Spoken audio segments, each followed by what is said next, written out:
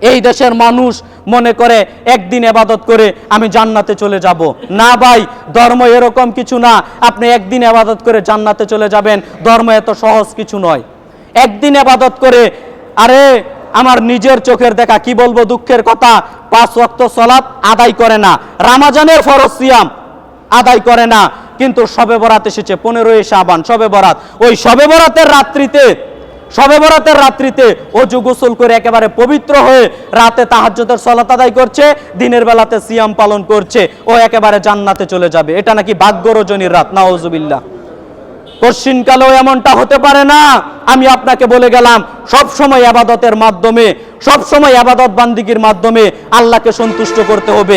একদিন ইবাদত করে আল্লাহকে সন্তুষ্ট করে দিবেন, এই হিসাব বহু দূরে রেখে দেন। যদি এখন হালুয়া রুটির খাওয়ার প্রথাটা কিছুটা হলেও কমেছে না?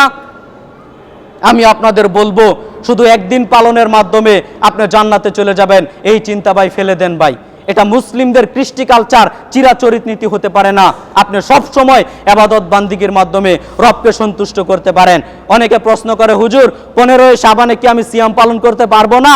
আমি বলবো, তারাই 15ই শাবানে সিয়াম পালন করতে পারবে যারা প্রতি মাসে 13, 14, 15 অর্থাৎ আইয়ামে বীজের সিয়ামগুলো পালন করে। শুধুমাত্র তারাই 15ই শাবানে সিয়াম পালন করতে পারবে। কথা কি বুঝাতে পারলাম? কিন্তু আপনি কোনোদিন সিয়াম পালন করেন না, সারা বছর সিয়াম পালন করেন না, ওই 15ই শাবানে বিদাতি সিয়াম পালন করে আপনি জান্নাতে চলে যাবেন না?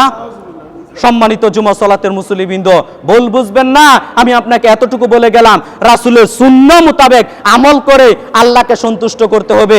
আপনার আমার মন গড়া মতো যদি ইবাদত বান্দিগি করে আল্লাহকে সন্তুষ্ট করা যাবে না। রাসূলের সুন্নাহ মোতাবেক ইবাদত বান্দিগি করতে হবে।